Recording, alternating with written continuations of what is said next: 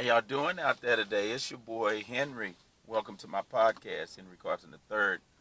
Hey, I've been trying to get on with you guys. I think I'm finally on. I came on here yesterday, recorded a whole segment, and wound up not even having my microphone on. So thankfully, I think it's working today. At any rate, we're going to jump right into this. I'm not going to be before you very long. I know I've been promising you guys over the past few days on my Facebook site that you guys could come on over because I was going to be talking about the power of winning together. Yes, I am. In many ways, this just came about. The time that we're in was kind of when I began to really think about that. We're in such a time to where with the whole social distancing for the mythological flu, if you will, the whole social distancing, the whole being separate. I think many times in our society, I think that if we're not careful, that we'll forget the reality being that being separated is not power at all. At the end of the day, I understand caution, but I also understand the power of dividing and conquering. Many a times in our society today, we hear so many people that talk about, quote unquote, I'm winning, I'm living my best life. And in many a times that assertion is just that I found something that's working for me and I'm going to keep riding it out, which that's fine. But at the end of the day, the stark reality of that is that no man's an island, and you really will not win if we don't win together. That's in any endeavor that you take. That's from the athlete that works with the team. That's from the businessman that needs networks to build his business. That's from the family member that apart from the family is not as good as he would be with the family. That's the community leader that apart from the community, he is not as powerful as he would be with the community. There is scripture that supports that. It says that it's not good that man should be alone. Now we see that in the book of the beginnings. That should allude to something important for you. What that simply means, beyond the marriage foundation of a man not being alone and working alongside a woman that's supporting that vision, and he's undergirding her, and you're ministering to the kids, and you're able to launch them into the society as productive individuals that are able to give back to others. Beyond that, that's for all of humanity. Man nor woman was never meant to be alone. Whenever we get alone, we simply get alone. You can drop a seed into the ground, and if it just lays there, it's alone. It's not until you begin to go through the process of adding the seed with the earth, with the water, and with the sun that it begins to grow.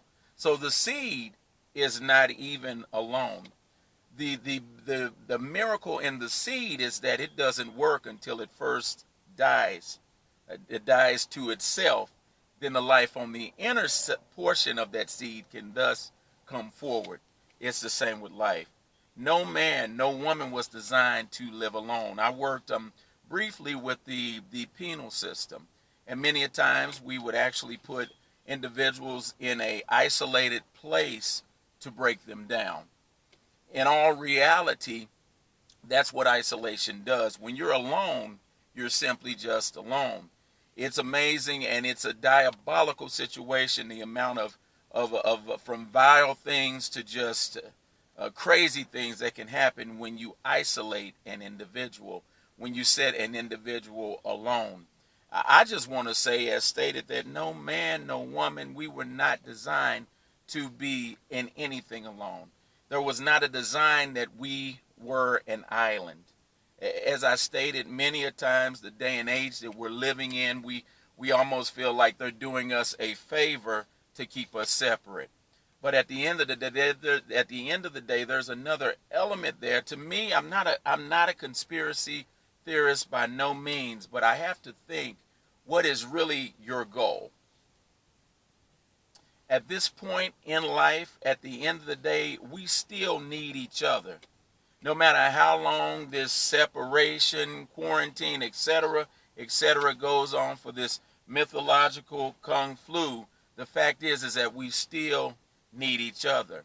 At the end of the day, when I'm talking about coming together, I'm talking about coming together for a reason. Yes, we can live our best life. We can win, but we can't win alone. At the end of the day, one thing that I would encourage every individual under the sound of my voice to begin to do is think about where would I fit in the team? If teamwork makes the dream work, then that means that there's a network for you to be able to fit in, to be able to give back, and to be able to do for the common good of the whole team. If I win by myself, then I just win. But if I win in connection to someone else who has the same shared vision, then we're winning as a team. When we begin to win as a team, we begin to be able to affect change to others around us, and that simply gives back.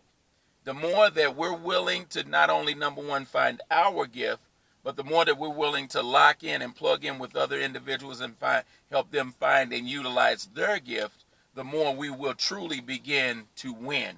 Because at the end of the day, in my close, as I've stated, we do not win unless we win together. This has been Henry Carson III. I thank you guys for tuning in, spending a little bit of time with me today. I want to definitely encourage all of you guys in my close to either stay woke or stay oppressed. I'm out.